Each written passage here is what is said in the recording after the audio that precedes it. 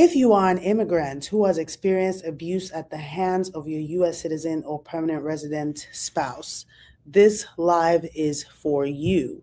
Today, I'm going to be breaking down what VAWA is and how to qualify and what type of evidence you actually need to file a self-petition.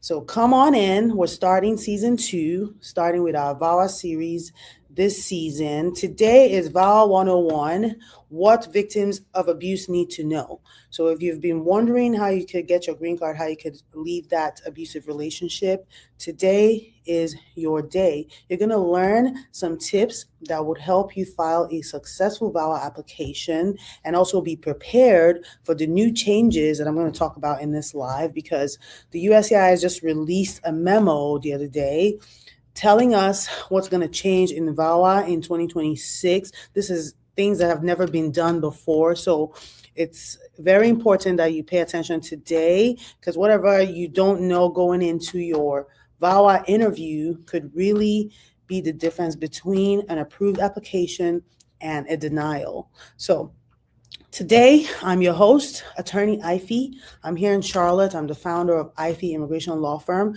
where I help clients nationwide to file their green card and get protection from every possible issues with your legal status. So pay attention today for VAWA self-petition. It's very important. All right. So let's jump right into the material in this live. If you have questions while I'm going through it, feel free to ask in the comments. My team is here ready to help you. I'm going to put my link as well for a one-on-one conversation if that's something you're interested in. Let's go ahead and talk about VAWA and how I could potentially help you with filing and just knowing your pathway to citizenship. That's your ultimate goal, right? So let's start with VAWA and what VAWA really is. All right. But before I get into that, actually, I want to break down today's agenda because we have quite a number of things to cover. I'm going to go quickly here, but we're going to start with defining what VAWA really is and telling you if you qualify, right? When I talk about some of the qualified relationships and the scenarios, you can apply that to your own life, your own situation, and see if you're actually a victim, right? And we're going to also discuss what counts as abuse. Many people are confused about that because they think you need to have a police report to actually file. And that's going to be false, as you find out during this live. We're also going to cover some confidential protections that you have as a self-petitioner, because this is very important to know, because it will encourage you to apply in case you're wondering what will happen if your spouse is going to find out, or just what the consequences will be if you actually tell your story and let people know that you have been a victim of abuse. So we're going to go over that during this session, and really just the steps to file and some of the timeline updates right now in 2026. So again, if you have questions, feel free to ask in the comments. I'm happy to answer during this live. And if I don't get to your question, again, you can book that one-on-one conversation with me, which is even better. All right, so what is VAWA? All right, let's start there. What is VAWA? VAWA is a very powerful immigration relief that helps victims of abuse to still get their green card in the U.S. without dealing with the abuser or without getting deported, right? That's essentially the simple definition for VAWA. Right, it is gender neutral, so both men and women can file a VAWA self-petition. All right, so if you are right now undocumented and you're married to a citizen and you've experienced abuse, that's your first step to considering VAWA as an option for your relief. Okay, so simple definition, what is VAWA? We got that. Right, so now who qualifies for VAWA? That's also very important to know, because some people online, I've seen comments like that, people who think that VAWA is an easy way out when they don't want the relationship anymore. They don't quite understand that there are several things you have to meet up with. There's several requirements, right, that you have to basically be qualified for before you can file for VAWA. So who qualifies for VAWA, right? You must be in a qualifying relationship. That's the number one thing, with a U.S. citizen or a permanent resident to even consider VAWA. All right, so we'll start there. All right, so if you're married or divorced from a U.S. citizen who's been abusive, you could qualify.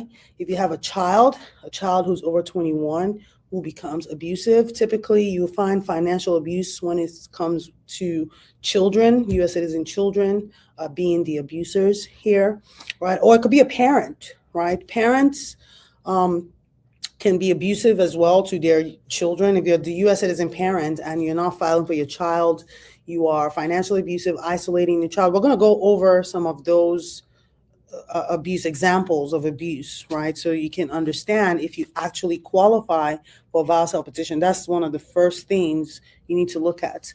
Hello, Tay and Hebby. I haven't seen you in a while. How are you? Send me a DM. Let's chat. All right, so that's who qualifies for VAWA. That was not the right thing here. Still going. Okay. All right. And then once you figure out that you fit into this category, you know what VAWA is, you know that the basis for this is really just being a victim of abuse. Then we're going to go to the next thing. What counts as abuse? How do I even know if I've really been abused? Because yes, I have the relative, but I don't know if I've been abused, especially for people who never call the police, right? That's one of the most common questions that I get. Do I need a police report to actually file a VAWA self-petition? All right, but I'll tell you today what counts as abuse so that if this resonates with you, you can reach out to me for that one-on-one conversation, because you need to get started ASAP, especially amidst these new changes with USCIS. It's very bizarre, and in all my years of doing this practice, I've never really seen anything like that. So we need to be prepared to make sure we're not blindsided. All right, so what counts as abuse? Abuse comes in different forms. It could be physical. It could be hitting, pushing, choking, burning, or any physical harm that will count as physical abuse.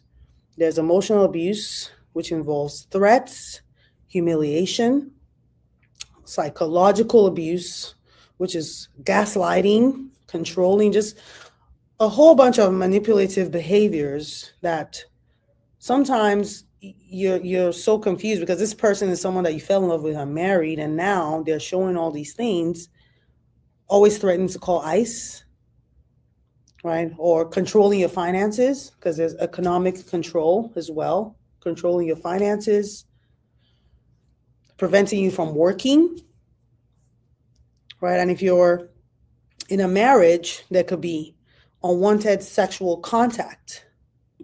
That's another one that people sometimes don't even mention because they feel like when you're married, right, there's certain things you just basically are required to do as a husband and a wife.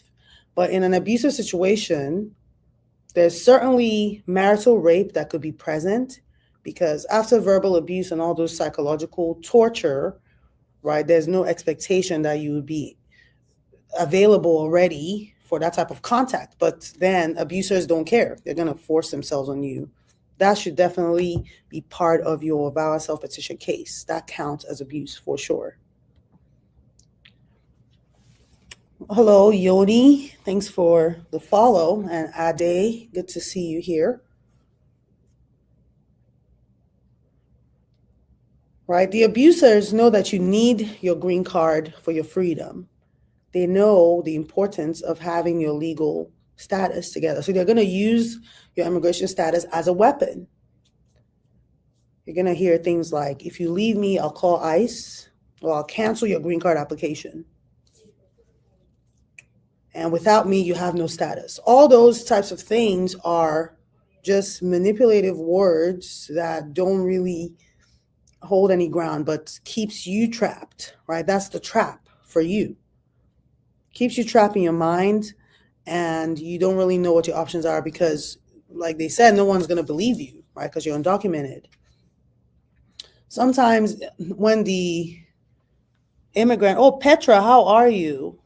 Good to see you here.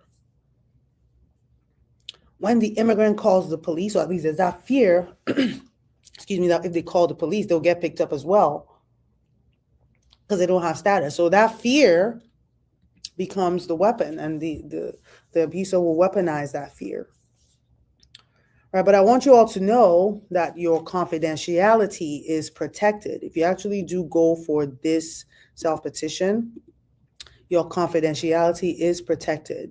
USCIS cannot contact your spouse or really, tell the abuser anything. They can't share any information. It's actually illegal to do so. All right. So this is a safe space where you can actually tell your story, tell your truth, and get that relief and protection for your legal status. All right. So they won't disclose anything to the abuser. They won't contact the abuser or share your information. And you're on your way to freedom. That's really how you should look at this right now. I'm doing very well, Petra. Thank you for asking. It's good to see you. It's been a while that we talked. Let me know if you have any questions you want me to answer, if you want me to give you a call or anything like that. Okay.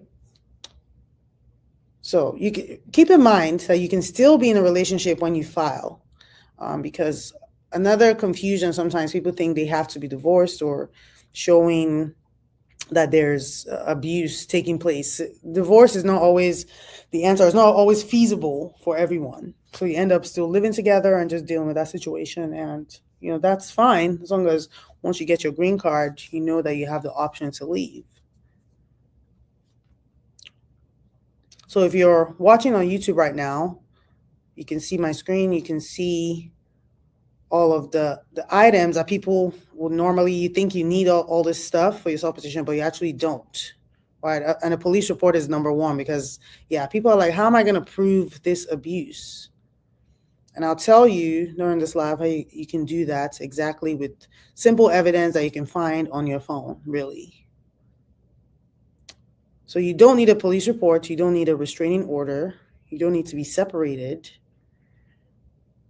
And you don't need any physical injuries to actually qualify for a self-petition. So keep that in mind.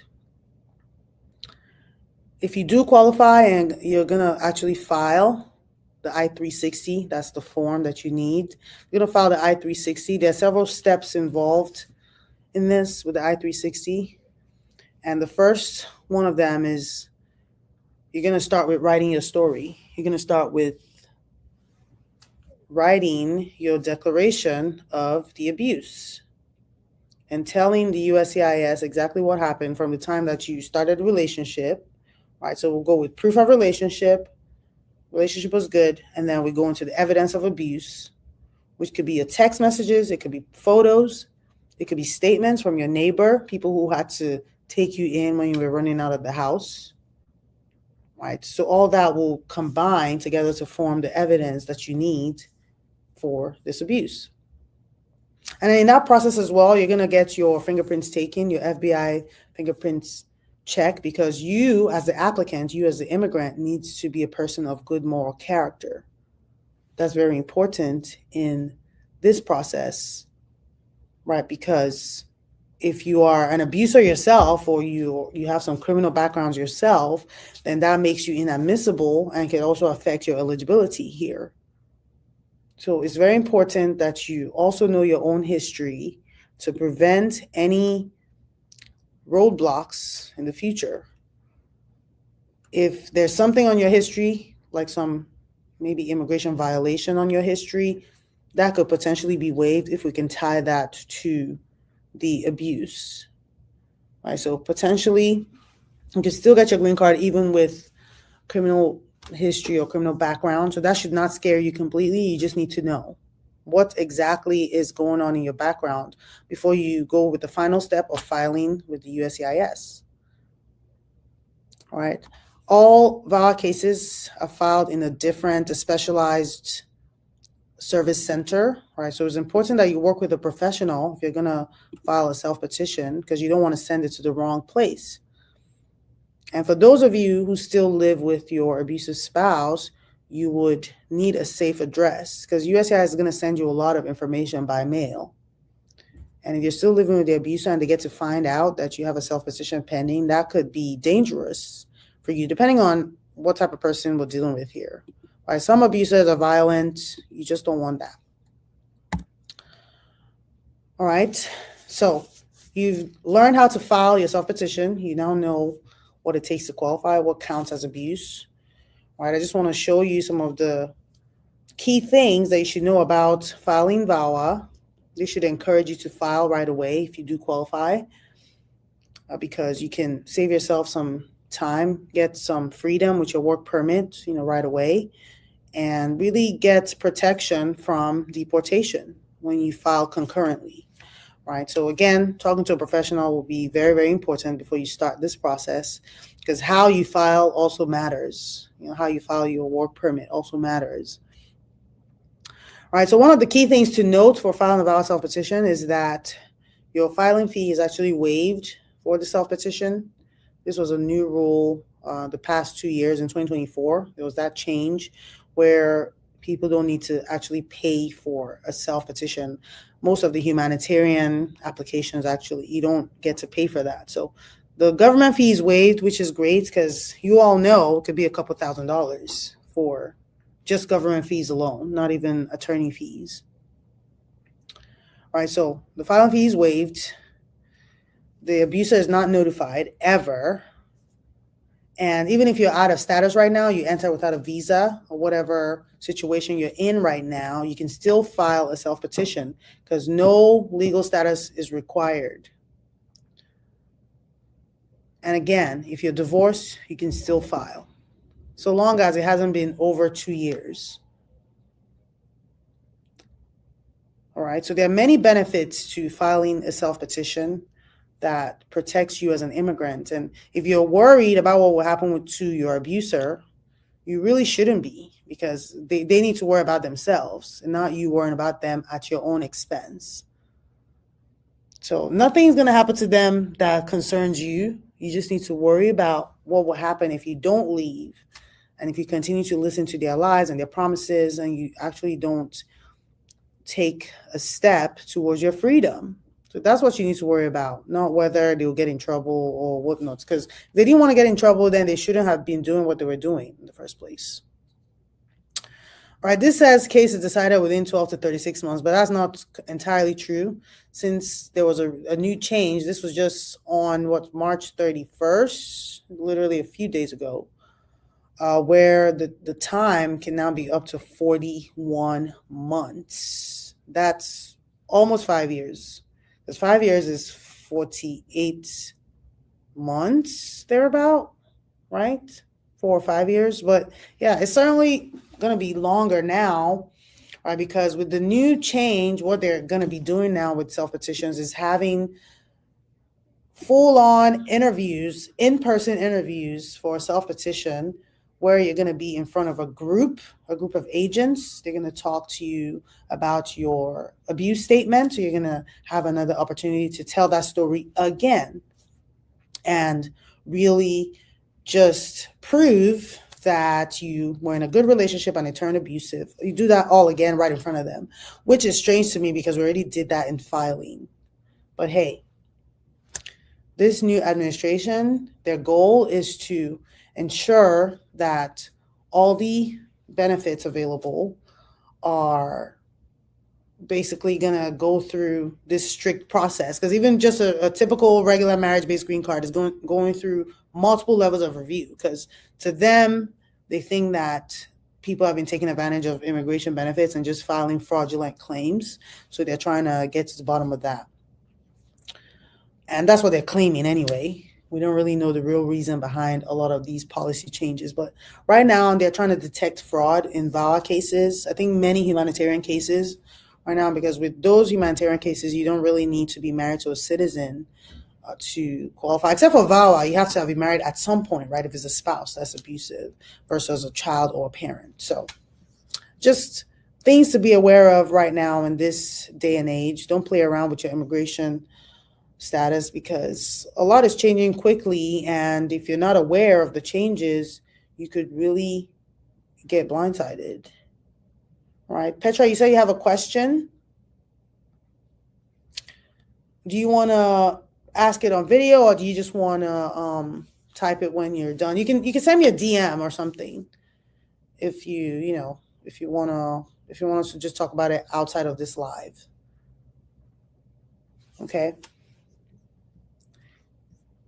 So if you're considering filing a self-petition, you weren't sure if you qualified and you're watching me right now, okay, you send me a DM. Good, I'll check it out.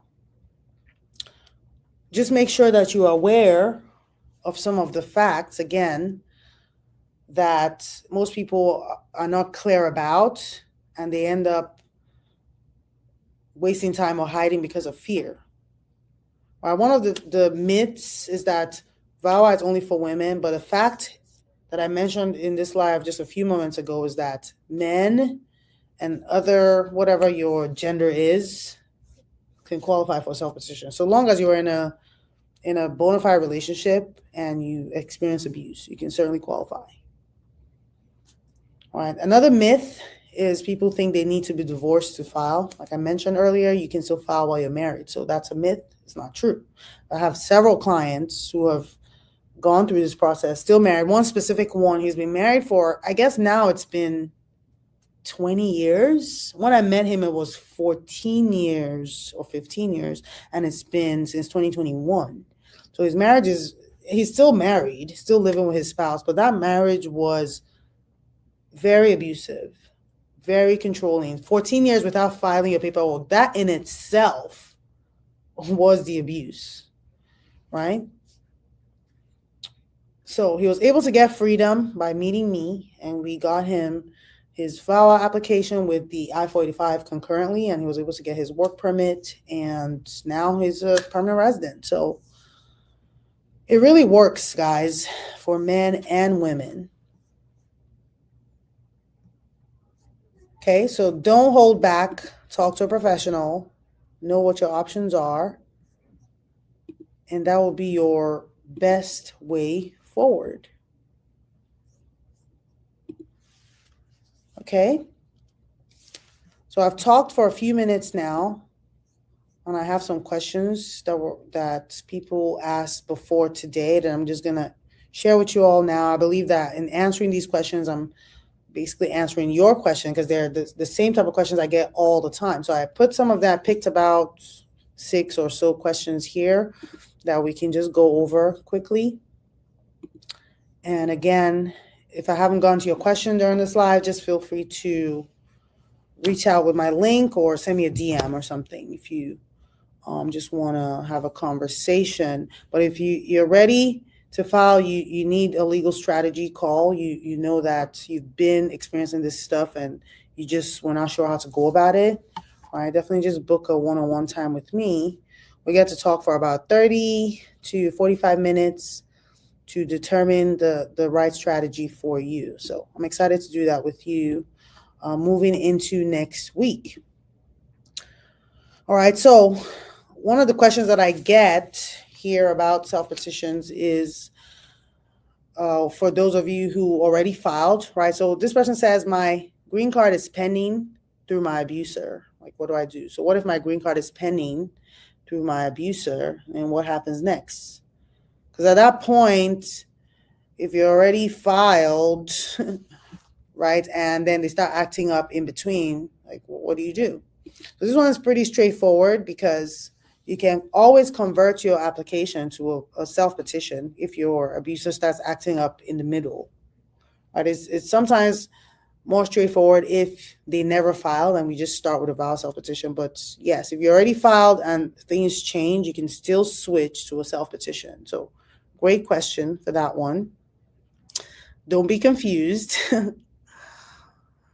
And just reach out, right? Let's clear it up one-on-one. Okay, another question from Nisha. Nisha says, do you handle U visas or T visas? I do, Nisha.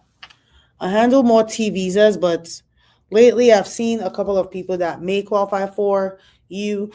The issue with a U visa is more about the fact that you have to get, there's something we have to get from the what are they called? Police department or just the sheriff's office. They have to sign off on something. That's very challenging to get.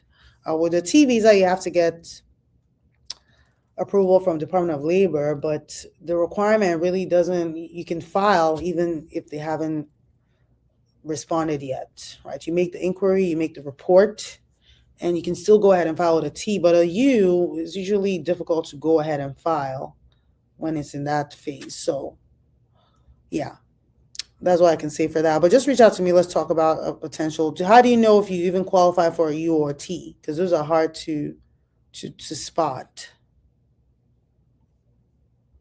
right?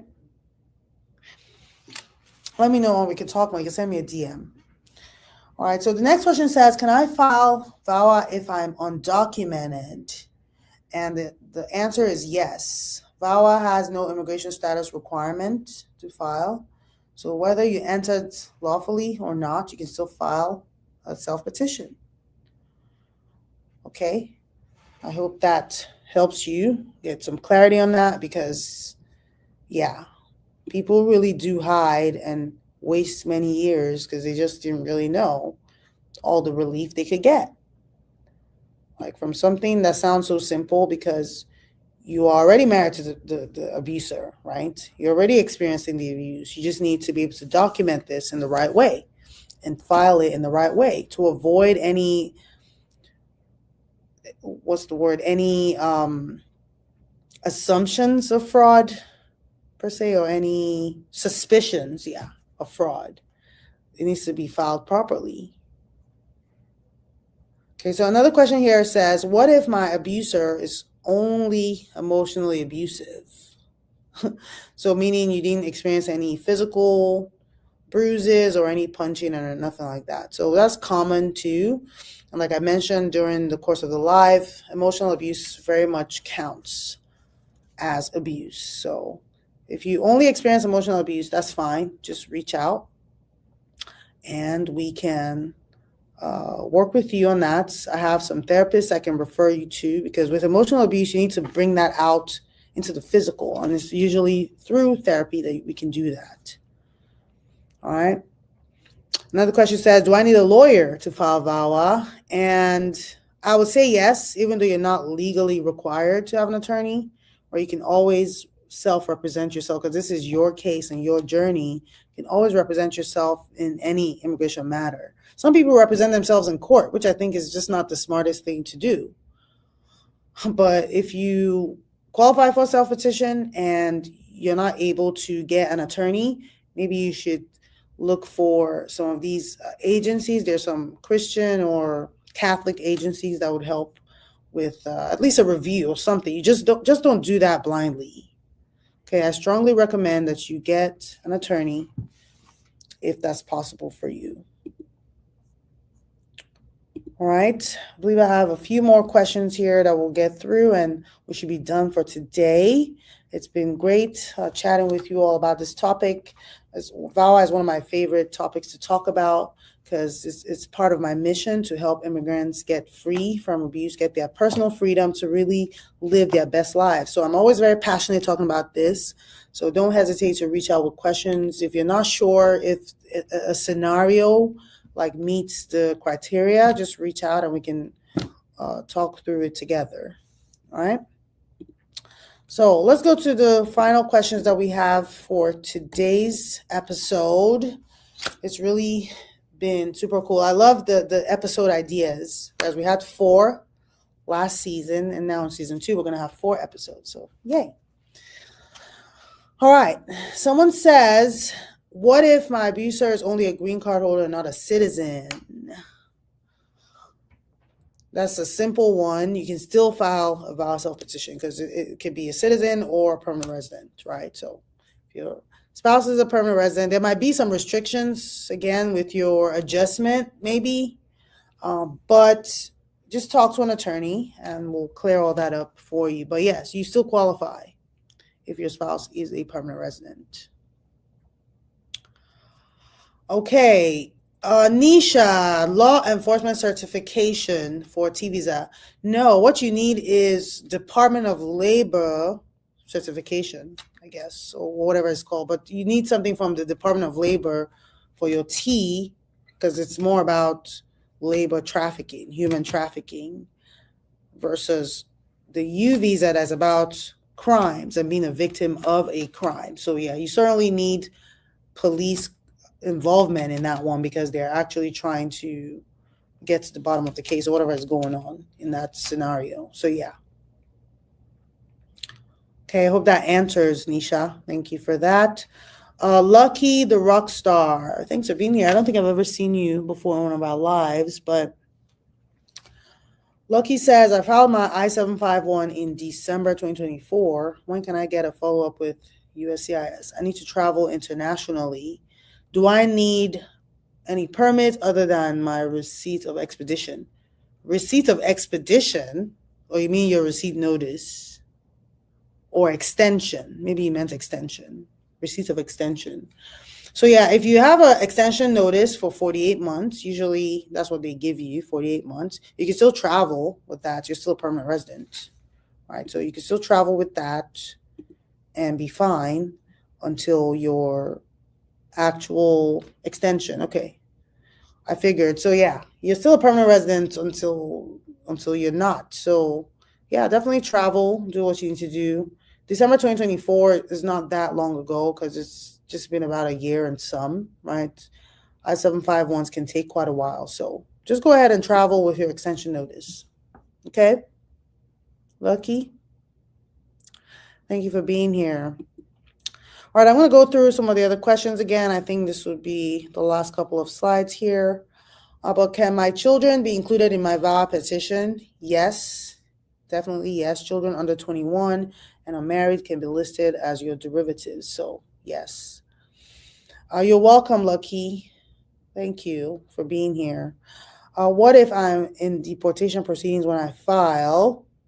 Yeah, well, if you are already in court, there's certainly going to be a different way that we'll handle this. But yes, you can still file VAWA as your relief in court. It's actually pretty cool, you guys, because I'm working on one right now. And you all know I just started doing court cases. So I'm currently working on someone who's in removal who he already applied for a VAWA self-petition, so that's pending. But now that he's in removal, we have to change that case to something called a 42B cancellation of removal. It's a VAWA cancellation of removal. So it's like, yeah, the VAWA aspect is there, but there's still another form that we now need while we're in court. All right, this is another reason why you definitely need an attorney, because it's not something you can figure out on your own. Even me as an attorney, it's a challenging relief to actually file for in court. So I need to be very, like, we need to prepare like hardcore for that one. So yeah, you can still file while you're in removal, but it's going to be a different process and you need to be prepared for that. Okay. All right, Nisha, I think I already answered that question. Were here for that? I said you don't need a law enforcement certification for a T. You only need it for a U visa because it has to do with crimes. What you need for a T is from Department of Labor. Okay. All right, the final question I have here is about the VAWA duration, and this person just really wants to know how long does it take to get a VAWA decision. And while it used to take around 36 months, just a few weeks ago, as of March 31st, or maybe even April 1st, really, it's now going to be 41 months plus to get your VAWA decision, and then following that will be your I-45 decision. Because you're going to be called for an interview for both, it sounds like. So that's the new update. There's now interviews for VAWA self-petitions. That is so wild to me. But that's the new update. And we're going to just have to prepare ourselves as immigrants just so that we're not blindsided, because I really don't know the point. It's just going to re-traumatize people, and you have to deal with all of that from scratch. So just be mindful. Make sure you're talking to your attorney and just preparing yourself. Know your story. Know the relevant parts that you're going to share in this interview. All right. So I hope that helps you all understand how you can file your self-petition. Again, if you're not sure if you qualify, here's a checklist for you to know if you do qualify and if you're ready to actually leave that situation right now and avoid future complications. Because the longer you stay, the worse it just gets. Right? The isolation, the fear, anxiety, all of that just gets worse. So prepare yourself. It is a long journey ahead.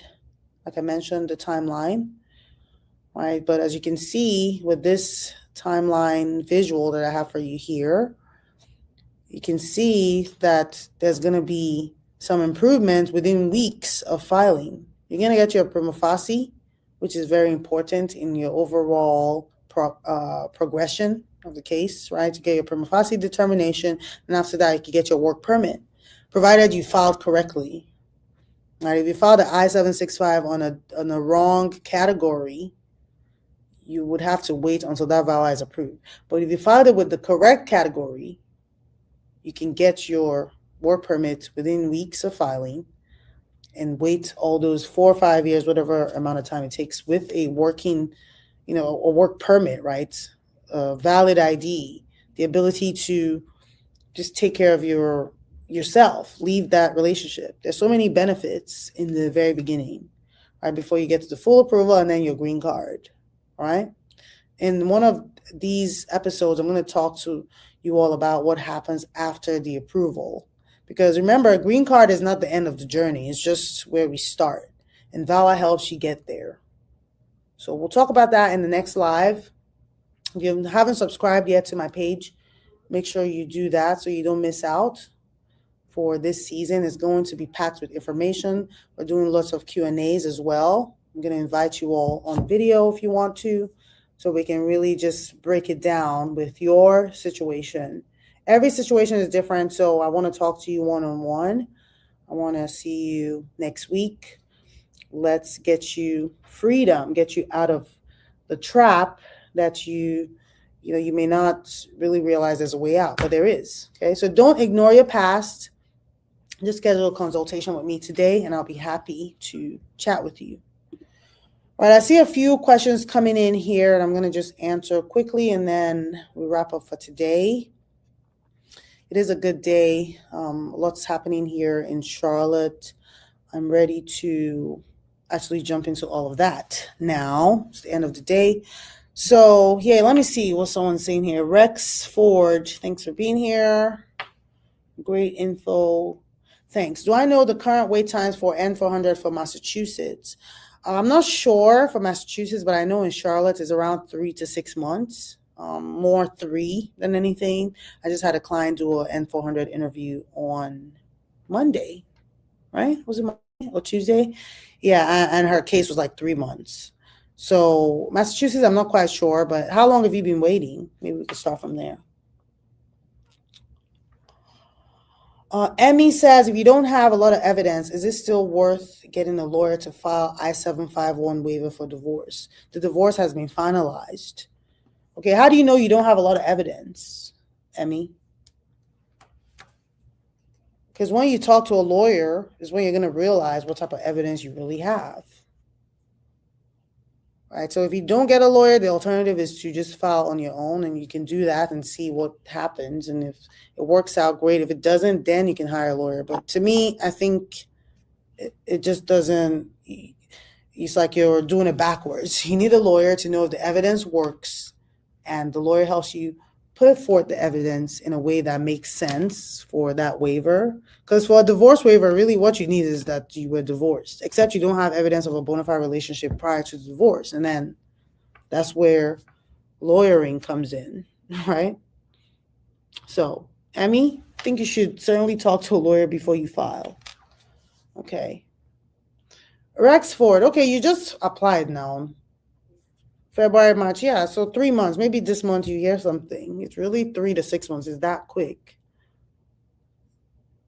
All right.